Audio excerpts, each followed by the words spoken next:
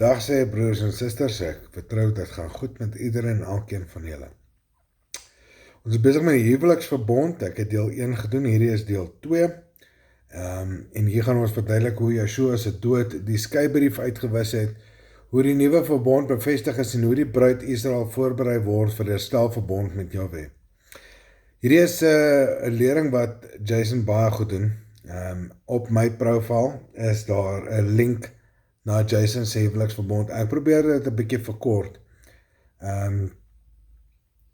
Vir die mense om, ek sê die teaser uit. So hierdie is net die teaser. Hierdie gaan baie diep en ek vra dat elkeen hierdie baie diep vir homself sal ondersoek. Gaan kyk na die video wat Jason gemaak het. Dit is so belangrik. Die hele skrif gaan oor hierdie verbond. Die huweliksverbond van Jahwe en Israel, die herstel deur die middelaar Yeshua, deel 2, die borg, die herstel en die toekomstige huwelik van Israel met Jahwe. So ons gaan aan met deel 2, die borg vir die geskeide vrou. In deel 1 het ons gesien dat Israel deur Jahwe verwerp is weens haar ontrouheid en dat die wet van Deuteronomium 24:1-4 dit verbied dat sy na hom terugkeer nadat sy ander gode gevolg het. As julle nie hierdie verstaan nie, gaan kyk asseblief deel 1, ons verduidelik dit baie meer in diepte daar. Maar Jahwe het in sy wysheid 'n uitweg voorsien wat sy wet nie verbreek nie, want Vader kan nooit sy wet verbreek nie, maar hy stuur 'n borg, iemand sonder sonde gewillig om namens Israel te staan en die vloek van die wet te dra, want hulle was ongehoorsaam, né? Daar's 'n vloek wat moet gedra word. 1 Petrus 2 vers 22. Hy het geen sonde gedoen nie. Daar is dit, in die skrif, hy is vlekkeloos, en daar is geen bedrog in sy mond gevind nie. Hebreërs 4 vers 15. Want ons het nie 'n hoëpriester wat met ons swakhede kan meegevoel hê nie, maar een wat in alles versoek is, net soos ons, tog sonder sonde. So hy het nie vir een van daardie versoekings geval nie. 1 Johannes 3 vers 5. En hulle weet dat hy verskyn het om ons sondes weg te neem, en daar is geen sonde in hom nie. Nou die sondes wat hiervan weggeneem word, is die wetteloosheid, né? 1 Johannes 3 vers 4 sê vir ons dat om te sondig beteken om wetteloos te wees. So as Johannes daardie definisie het, in die vorige vers, verduidelik hy vir ons, dit is wetteloosheid, né? En julle geweet dat hy verskyn het om ons sondes weg te neem, om ons wetteloosheid weg te neem. En daar is geen sonde in hom nie. Jesaja 53 vers 9. En hy het sy graf by die goddeloses gekry en by die ryk man in sy dood, omdat hy geen onreg gedoen het nie en geen bedrog in sy mond was nie. Hy is oor en oor getuienis van dieselfde ding, hy was sondeloos. Soos Juda vir Benjamin borg gestaan het, Genesis 44 vers 32 en deel 1 praat ons daaroor, het Yeshua vrywillige borg geword vir Israel se oortredings. Hy het self nie gesondig nie, hy moet 'n vlekkelose lam wees om daardie doel te kan bereik. Johannes 11 vers 49-52. En een van hulle, Kejafas, wat daardie jaar hoofpriester was, sê vir hulle, julle weet niks nie en oorweeg ook nie dat dit vir ons voordelig is dat een mens vir die volk sterwe en die hele nasie verlore gaan nie. En nie die hele nasie verlore gaan nie. So hy verduidelik hier vir hulle, een persoon sterwe vir ons, sodat hulle nie verlore kan gaan nie. Groot opoffering, né? Daar is nie groter liefde as hy wat sy lewe vir sy vriend neerlê nie. Hier gee hy sy lewe op vir baie nageslagte, vir baie vriende. Baie groot wat die Messias doen vir ons hierson, né? Hy het nie vir die wêreld in die algemeen gesterf nie, maar vir die nasie van Israel. Israel was geskei, het nie vir die Gentiles gesterf nie. Hy stuur dan die apostels en sê, moenie by die Gentiles ingaan nie, moenie by die Samaritane ingaan nie, gaan net na die verlore skape van Israel. Want aan die einde word uit elke stam mense opgerig, né, of ontwaak. So in wat se stam word ingegraaf, as hulle volgens die kerk is hier, word in Israel ingegraaf. Daar word in Juda ingegraaf, Simeon ingegraaf, waar word jy ingegraaf? Verstaan jy, dit maak nie sin nie. Hierdie is vir die verlore skape van Israel, want jou bloedlyn wys op jou stam. Jy is of uit Juda, of uit Simeon, of uit Gad, of uit Reuben, of in Efraim, want jou bloedlyn bepaal dit.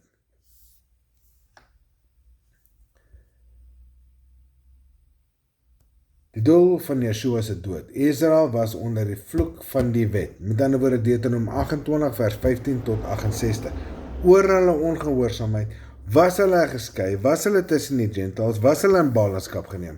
En omdat sy die verbond gebreek het, Yeshua moes hierdie vloek van die dood op hom neem om die skuldbrief uit te wis. Dit is die wetgedeelte wat teen die kruis vasgenaal is, daardie sonde wat ons betaal het, daai egskeidingsbrief, daai Deuteronomium 15 tot 68, dit is wat teen die kruis vasgenaal is. Dit is waarvan Paulus praat.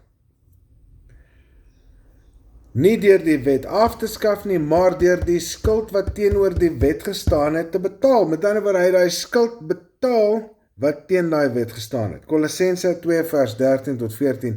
En julle wat dood was deur julle oortredinge en die onbesnedenheid van julle vlees, het hy saam met hom lewend gemaak, deurdat hy al ons oortredinge vergewe het en die skuldbrief teen ons, daai skuldbrief was die skeibrief,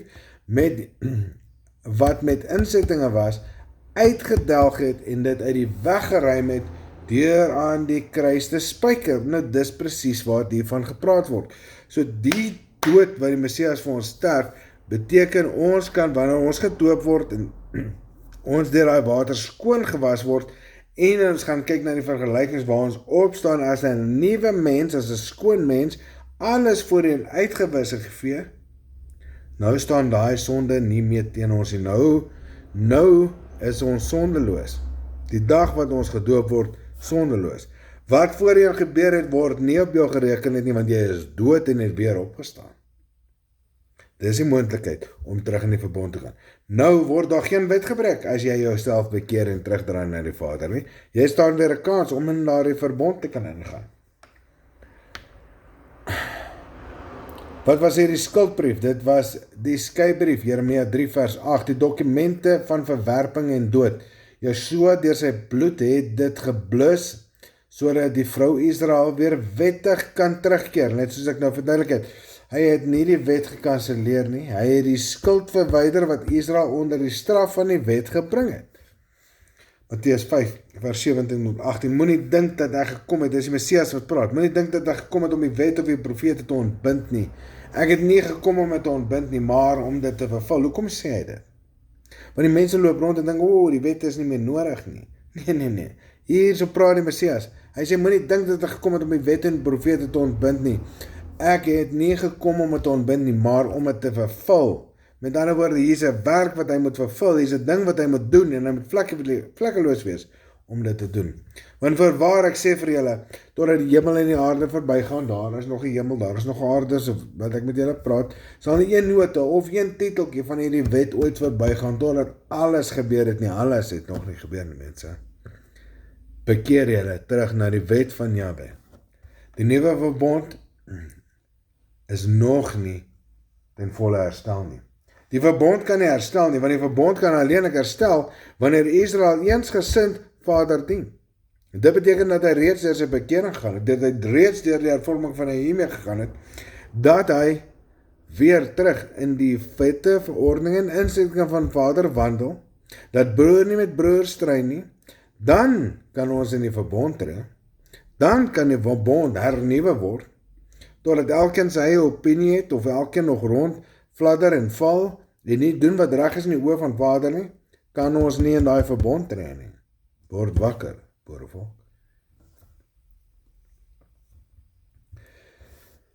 Yeshua het deur sy dood en opstanding die moontlikheid van 'n nuwe verbond oopgemaak, maar hierdie verbond sal eers volledig tot stand kom wanneer Israel weer tot Jahwe teruggebring word en sy Torah in sy hart geskryf word, soos geprofeteer in Jeremia 31 vers 31 tot 33. Kyk, daar spreek Jahwe dat ek met die huis van Israel en met die huis van Juda 'n nuwe verbond sal sluit.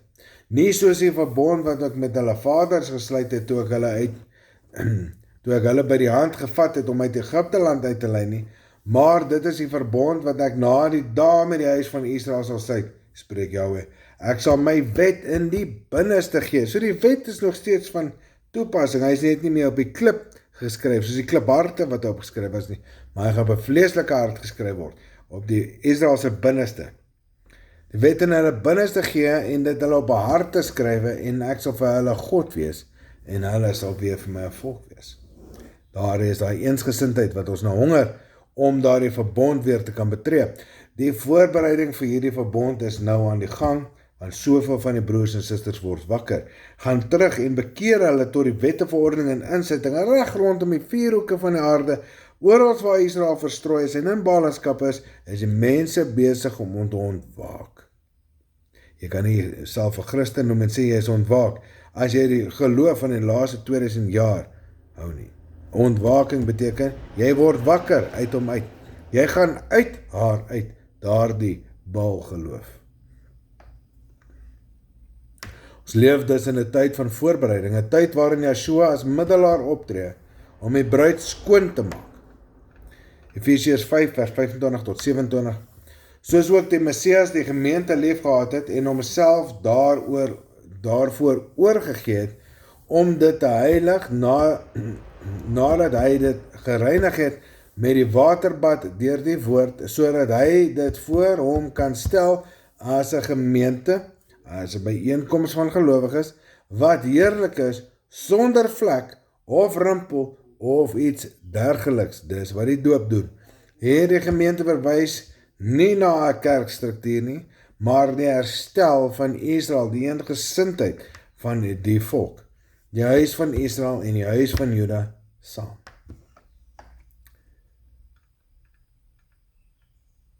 Die middelaar van die nuwe verbond, Yeshua tree op as die middelaar, soos Moses vroeër, om die volk tot Jahwe terug te bring. Tot Jahwe, hy bring die volk terug tot sy Vader, 1 Timoteus 2 tot vers 5. Want daar is een God en een middelaar tussen God en die mense, die mens Yeshua, die Messias. Kan jy sien hierdie groot ding wat hierdie Messias vir ons gedoen het? Ons broer vir ons gedoen het? Hy het gesterf vir elkeen sy sondes, want hy het vlekkeloos daarvoor opgetree. Dis 'n groot ding. Ek vat niks van my Messias weg. Deur my skrif te lees waar hy mens Yeshua die Messias genoem word nie. Sy aksie, sy woorde, sy dade is groter as wat my kop eers kan omdraai. Sy vrugte is volmaak. Halleluja. Halleluja, broers en susters. Ons gesalfde is groot. En hy word groot genoem omdat hy die wette, verordeninge en insettinge van Vader leer vir die volk. Omdat hy vlekkeloos en sonderloos daarin opgetree het. Halleluja. Hebreërs 1 Timoteus 2 vers 5, want daar is een God en een middelaar. Kan jy sien, dis twee dinge, né? Tussen God en die mense, die mens Yeshua, die Messias. Hebreërs 8 vers 6. Maar nou het hy 'n voortreffelike bediening verkry, aangesien hy ook middelaar is van 'n beter verbond, wat op beter beloftes gegrond is. Dis nog steeds die beloftes van Deuteronomium 28 vers 1 tot 14. Maar nou is die wette op ons harte geskryf. Dis nie meer op kliptafels nie. Dit is in ons binneste geskryf, so ons gaan dit begin leef, ons gaan dit begin doen, ons gaan begin loop in dieselfde beeld as ons Vader en ons Messias. Hebreërs 9 vers 15. En daarom is hy middelaar van 'n nuwe verbond, sodat die geroepenes die belofte van die ewige erfenis kan ontvang. Hierdie nuwe verbond beteken nie 'n nuwe wet nie, dit beteken die hernuwing van die verbond, met dieselfde Torah wat nou in die harte geskryf sal wees. Jeremia 31 vers 33. Die bruid in die nuwe Jerusalem. Omdat Yeshua die broer en middelaar is, nie die bruidegom van Israel nie, het hy self ander bruid in nuwe Jerusalem. Die geestelike stad waar Jahwe sal woon en waar Israel weer sy volk sal wees. Daar is baie meer aan dit self en daai is 'n lering op sy eie. Hierdie het te doen met die huweliksverbond en ek gaan net fokus op daardie. Openbaring 21 vers 1 tot 2. En ek het 'n nuwe hemel en 'n nuwe aarde gesien. So ek weet nie waar jy gaan die mense wat hemel en hel toe gaan nie. Dis obviously nie volgens die skrifte nie. Want daar is 'n nuwe hemel en 'n nuwe aarde. Hoekom is daar 'n nuwe aarde as ons nie op hom gaan woon nie? Vra my net 'n vraag. En ek Johannes het die heilige stad, die nuwe Jerusalem sien neerdal van God uit die hemel toeberei soos 'n bruid wat vir haar man versier is.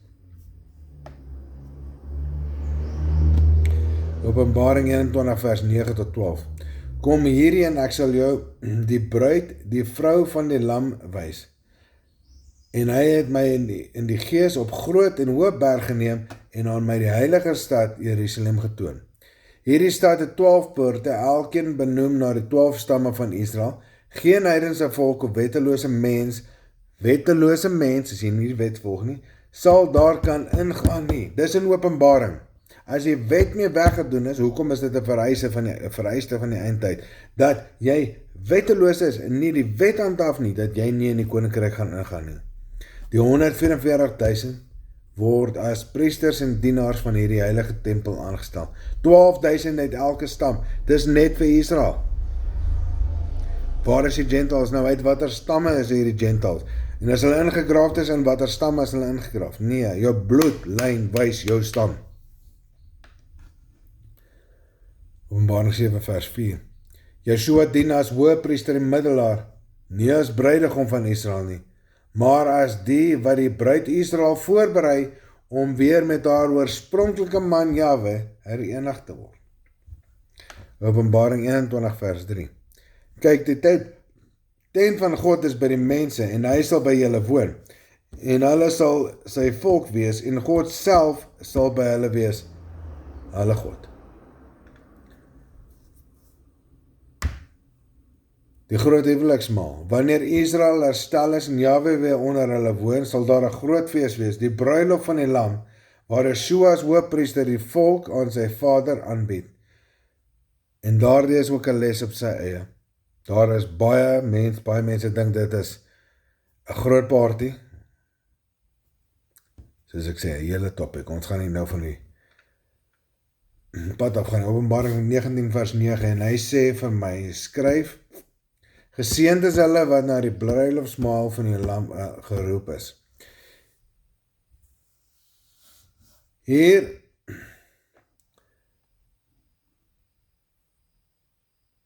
gaan die Messias saam met die 144.000 die bruid voorberei vir die Vader, sodat daai huwelik weer gereinig kan word en weer in verbond gesit kan word. 1 Korintiërs 15 vers 23 tot 24, maar elkeen in sy eie orde. Die Messias as eersteling, daarna die wat aan die Messias behoort by sy koms, dis die 144.000. Daarna kom die einde wanneer hy die koninkryk aan God en die Vader oorgee. Hy gee dit weer terug, né? Hy is sy werk vervul. Onthou, hy kom om dit te vervul. Dan word dit te doen, dit tot vervulling te bring, né? Beteken nie word nie gedoen, beteken nie het stop nie. Hy kom om dit tot vulling te bring, die wet en die profete. So Jahwe het Israel as sy vrou geneem. Israel het afgode gevolg en is wettiglik geskei. Die Torah verbied 'n geskeide vrou om na haar man terug te keer nadat sy by 'n ander man was. Jahwe het 'n plan van herstel bepaal deur 'n middelaar en borg te verskaf. Yeshua het as borg vir Israel se sondes en vir die skuldbrief uitgebus. Deur sy dood het hy die vloek van die wet gedra en die wet is nie afgeskaf nie, maar die vloek van die wet is vas teen die kruis genaal. Die nuwe verbond is moontlik gemaak, maar tog nie volledig gevestig nie, maar daar kort nog die eensgesindheid. Yeshua is middelaar en hoëpriester van hierdie nuwe verbond. Israel sal as die herstelde bruid na Jahwe terugkeer en Yeshua sal die koninkryk aan die Vader terug oorhandig.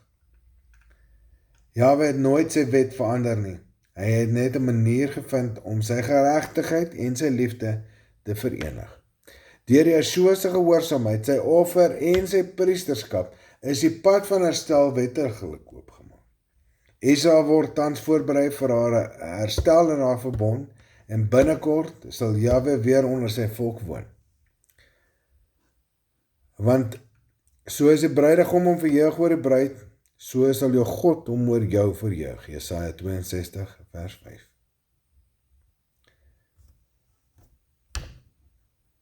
Net om af te sluit, dis wat die apostels ook die mense geleer het.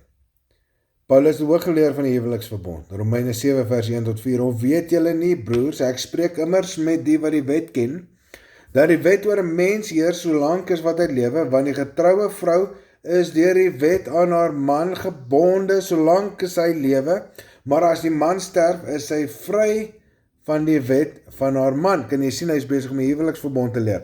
Daarom as haar man leef en aan die ander man behoort, word sy 'n egbreekster. So hy verduidelik vir hulle hier wat is besig om te gebeur. Maar as die man, haar man sterf en sy vry van die wet, sodat sy nie die egbreekster is as aan 'n ander man behoort nie.